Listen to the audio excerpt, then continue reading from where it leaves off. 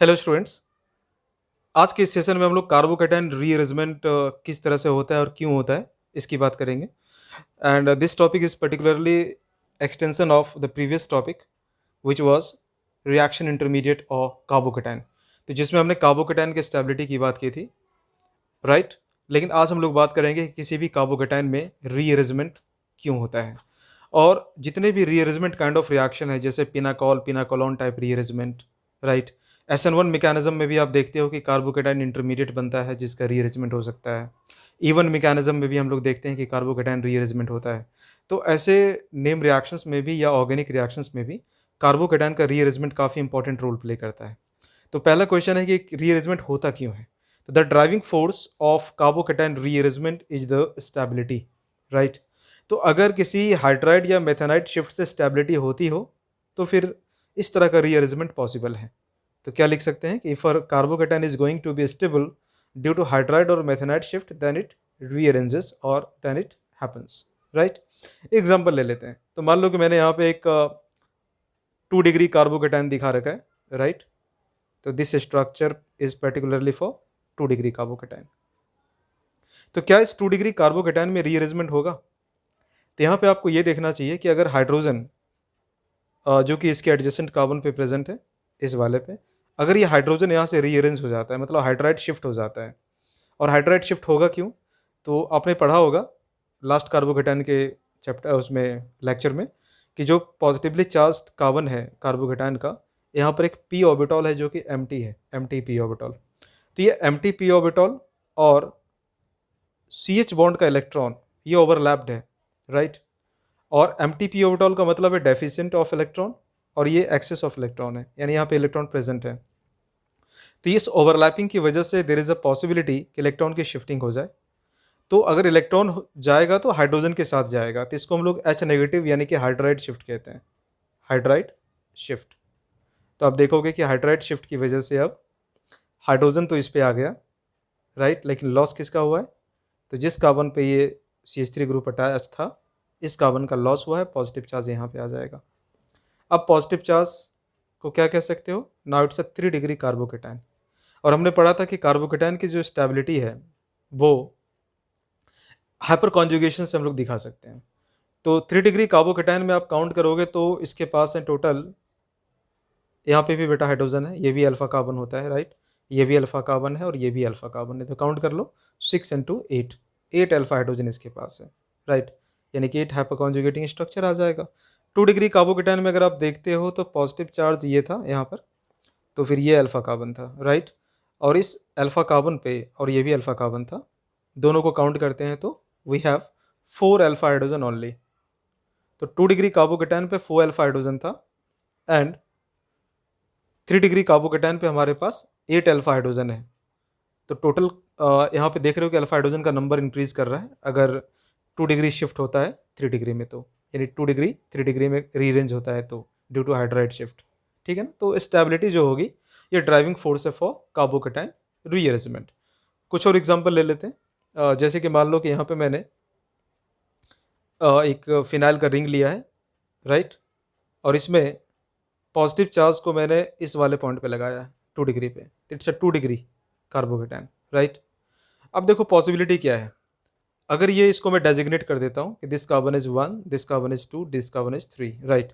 तो अगर ये थर्ड कार्बन पे जाता है तो 1 डिग्री कार्बोकेटाइन हो जाएगा। तो 2 से 1 तो नहीं बनेगा ना, स्टेबिलिटी कम हो जाती है। लेकिन अगर ये 1 पे शिफ्ट होता है पॉजिटिव चार्ज, तो आप देखोगे कि रेजोनेंस पे आ जाएगा, इस रिंग की वजह से, एरोमेटिक रिंग की वजह से, राइट, रेजोनेंस पे आ जाएगा। और इसको बेंजाइलिक कार्बोकेटाइन भी कह सकते हैं। इसलिए आप देखोगे कि जो हाइड्रोजन है इस पोजीशन पे, इस हाइड्रोजन का यहाँ पे शिफ्ट होगा, हाइड्राइड शिफ्ट कह सकते हैं, क्योंकि ये इलेक्ट्रॉन के साथ शिफ्ट कर रहा है। तो because of again H negative shift, hydride shift, जो कार्बोकेटाइन बनेगा ये बेंजाइलिक कार्बोकेटाइन हो जाएगा। और अब जो पॉजिटिव चार्ज है आपके पास ये रेजोनेंस में होगा with the aromatic ring, right. तो स्टेबिलिटी तो काफ़ी बढ़ गई ना, क्योंकि बेंजाइलिक कार्बोकेटाइन स्टेबल होता है। तो इसको हम लोग 2 डिग्री बेंजाइलिक कार्बोकेटाइन कह सकते हैं, बेंजाइलिक कार्बोकेटाइन कह सकते हैं। और पहले ये क्या था? एल्काइल सेकेंडरी यानी 2 डिग्री कार्बोकेटाइन था। तो स्टेबिलिटी काफ़ी ज़्यादा बढ़ गई है, इसलिए हाइड्राइड शिफ्ट यहाँ से हो सकता है, पॉसिबल है। एक और एग्जाम्पल लेते हैं, है ना, फॉर मोर क्लैरिटी। तो मान लो कि मैंने आपको एक कार्बोकेटाइन दिया है विच इज़ लाइक दिस, और फिर से मैंने 2 डिग्री कार्बोकेटाइन ही लिया है। तो इस बार देखो हाइड्रोजन प्रेजेंट नहीं है। अगर इस वाले पोजीशन की बात हम कर रहे हैं अल्फा की, तो यहाँ पे हाइड्रोजन प्रेजेंट नहीं है। और देखो इस 1 वाले अल्फा पे ये माइग्रेट नहीं कर सकता, पॉजिटिव चार्ज शिफ्ट नहीं हो सकता, क्योंकि 2 डिग्री से 1 डिग्री पे नहीं जाएगा, स्टेबिलिटी कम हो रही है। तो इस बार हाइड्राइड शिफ्ट नहीं हो सकता, but this time there is a methanide shift. तो CH3 यहाँ पर इलेक्ट्रॉन पेयर के साथ आएगा, और जिसको हम लोग कहेंगे CH3 माइनस और मैथेनाइट शिफ्ट। और इस शिफ्टिंग के बाद आप देखोगे कि 3 डिग्री कार्बोकेटाइन बन गया है ना। अब ये कार्बोकेटाइन कैसा है, मिथाइल यहाँ पे आ गया और पॉजिटिव चार्ज इस पे आ गया, तो now it's a 3 degree carbocation. तो शिफ्टिंग यहाँ पे क्यों हुई है, क्योंकि स्टेबिलिटी काफ़ी ज़्यादा बढ़ गई है। और अब आप देख रहे हैं कि यहाँ पे इसके पास 7 अल्फा हाइड्रोजन है। Now it has got 7 alpha hydrogen, और previously it has got only 3 alpha hydrogen, right. तो 4 अल्फा हाइड्रोजन यहाँ पर इंक्रीज कर गया है, ठीक है। अब हम लोग देखते हैं कि क्या रिंग का एक्सपेंशन भी हो सकता है क्या कार्बोकेटाइन के केस में। तो इसके लिए आप याद रखना कि जो 6 मेंबर्ड रिंग है उसमें रिंग स्ट्रेंथ न के बराबर होता है ना। ना तो यहाँ पे कोई एंगल स्ट्रेन है, और इसके अगर हम लोग चेयर कॉन्फॉर्मेशन की बात करते हैं तो किसी भी तरह का रिंग में कोई स्ट्रेन प्रेजेंट नहीं है। तो 6 मेंबर्ड कार्बन ज़्यादा स्टेबल होता है किससे, 5 से। ज़्यादा स्टेबल होता है किससे, 7 से, राइट। तो यहाँ पे मैं 7 मेंबर्ड बना रहा था, तो 7 मेंबर्ड से भी वो ज़्यादा स्टेबल होगा, ठीक है। और 5 मेंबर्ड जो है वो 4 मेंबर्ड से ज़्यादा स्टेबल है। ये सब रिंग स्ट्रेन की वजह से है। तो आपको ये देखना होगा कि अगर किसी भी रिंग में, किसी भी रिंग से बाहर की तरफ, यानी कि एडजेसेंट कार्बन पे अगर बाहर की तरफ एक पॉजिटिव चार्ज लगा हुआ है, मान लो कि हमने 5 मेंबर्ड रिंग लिया और इस पोजीशन पे पॉजिटिव चार्ज लगा हुआ है, राइट। तो फिर ऐसे केस में हम देखेंगे, पहले आपको खुद इमेजिन करना होगा कि क्या 5 मेंबर्ड रिंग 6 मेंबर्ड में एक्सपेंड हो सकता है। तो आपका आंसर आना चाहिए यस। क्यों, क्योंकि रिंग में स्टेबिलिटी बढ़ जाएगी, ठीक है। फिर मान लो कि ऐसे ही कुछ क्वेश्चन होता है कि क्या 4 मेंबर्ड रिंग है और उसके एडजेसेंट कार्बन पे कहीं पे पॉजिटिव चार्ज है, तो क्या यहाँ पर भी रीअरेंजमेंट हो सकता है, यानी कि एक्सपेंशन हो सकता है। आंसर फिर से होगा यस, क्योंकि 4 मेंबर्ड रिंग से 5 मेंबर्ड रिंग ज़्यादा स्टेबल होती है। तो इसके लिए आपको क्या करना होगा कि पहले इसकी लेवलिंग कर देते हैं। इट्स अ 1 2 देन 3 4 5 6 7। कभी गलत नहीं होगा, जिस तरीके से बता रहा हूँ आप ध्यान से समझो, लेवलिंग करके करना। तो इस बार जो पॉजिटिव चार्ज है ना, पॉजिटिव चार्ज की तरफ CC बॉन्ड का इलेक्ट्रॉन माइग्रेट करेगा रिंग को एक्सपैंड करने के लिए। तो या तो आप बॉन्ड को 3 4 के बीच में से ब्रेक कर सकते हो, या तो 3 7 के बीच में से ब्रेक कर सकते हो, क्योंकि आइडेंटिकल सिचुएशन है, आइडेंटिकल पार्ट है दोनों। तो जो इलेक्ट्रॉन पेयर होगा 3 और 4 कार्बन का, ये इलेक्ट्रॉन पेयर यहाँ से शिफ्ट करेगा इस वाले पे। अब आप ध्यान से देखना कि जो मैं बता रहा हूँ, इसमें नंबर ऑफ 4th कार्बन 2 से अटैच हो गया, रिंग तो 6 मेंबर्ड हो जाएगी ना, तो आप 6 मेंबर्ड रिंग पहले बना लो, ठीक है। और सेकंड कार्बन पे एक 1 कार्बन है, मिथाइल ग्रुप लग जाएगा। ये 1 कार्बन था, ये कार्बन था 2 कार्बन से अटैच हो गया 4 से अटैच था 5 से अटैच था 6, और 6 से अटैच था 7, राइट। और 7 से क्या अटैच था 3 से क्या अटैच था 2। अब इसमें देखो लॉस किसका हुआ है, लॉस हुआ है 3rd कार्बन का, क्योंकि 4th और 3 के बीच का बॉन्ड टूटा था, लेकिन 4th तो अटैच हो गया 2 से, है ना, एक बॉन्ड टूटा और एक बॉन्ड बन गया, लेकिन लॉस हुआ है 3rd कार्बन का। तो 3rd कार्बन पे यहाँ पे पॉजिटिव चार्ज आ जाएगा लाइक दिस, 3rd कार्बन पे पॉजिटिव चार्ज आ गया। अब अगर यहाँ से हम हाइड्राइड शिफ्ट करते हैं तो फिर ये 3 डिग्री कार्बोकेटाइन बन जाएगा 1 डिग्री से। तो एक्सपेंशन तो हमने कर लिया, और इसके पहले जो हमने हाइड्राइड शिफ्ट पढ़ा हुआ था उसके अकॉर्डिंग इसको 3 डिग्री में कन्वर्ट कर देंगे। मान लो अब मैं अगला केस यहाँ पे ले रहा हूँ 4th कार्बन से 5th कार्बन के लिए, ठीक है। तो एक हमारे पास ये 4th कार्बन की रिंग है साइक्लोब्यूटाइल की, और इसमें एक मिथाइल ग्रुप मैंने अटैच किया था। अब इस पर मैंने पॉजिटिव चार्ज डाल दिया, एक हाइड्रोजन H+ को एक हाइड्रोजन को निकालने के बाद, ठीक है, ये बन गया। तो यहाँ पे आप देख सकते हैं कि रिंग इधर इस साइड से ब्रेक होगी या फिर इधर से ब्रेक होगी, आइडेंटिकल सिचुएशन है। इसको इससे अटैच कर देंगे तो रिंग यहाँ पे बन जाएगा आपका 5 मेंबर्ड, राइट। और सिंस ये सिमेट्रिक है तो पॉजिटिव चार्ज आप किसी पे डाल दो, कोई फर्क नहीं पड़ना है ना। अदरवाइज अगर आप नंबरिंग करके करते हैं तो भी ठीक है, मे बी यहाँ पे कोई ग्रुप लगा होता, मान लो यहाँ मिथाइल ग्रुप लगा होता, तो फिर शिफ्टिंग इसकी इस तरफ से होती ऐसे, है ना, क्योंकि इलेक्ट्रॉन की डेंसिटी मिथाइल की वजह से इलेक्ट्रॉन डोनेटिंग ग्रुप है, इस तरफ ज़्यादा होता। तो यहाँ पे देखो लेवलिंग करके देखते हैं तो आसानी होगी, 1 2 3 देन 4 एंड देन 5, ठीक है। तो रिंग बन गया आपका 5 मेंबर्ड का। और 1 से अटैच हुआ है 5, तो इसको मैं मान लेता हूँ अब फर्स्ट कार्बन। तो 1 से अटैच हुआ है 5, 5 से अटैच था 4, 4 से अटैच था 3 और 3 से अटैच था 2, राइट। और इसमें 5 एंड 2 का जो बॉन्ड था वो ब्रेक हुआ था, और 2 से अटैच था 1 और 5 पे अटैच था मिथाइल, तो मिथाइल मैं यहाँ पे लगा देता हूँ। अब देखो लॉस किसका हुआ है, तो सेकंड कार्बन और फिफ्थ कार्बन के बीच का बॉन्ड टूटा है, राइट। तो फिफ्थ तो फर्स्ट से अटैच हो गया, फिफ्थ जो है वो फर्स्ट से अटैच हो गया, तो इसका लॉस यहाँ पे कंपनसेट हो गया।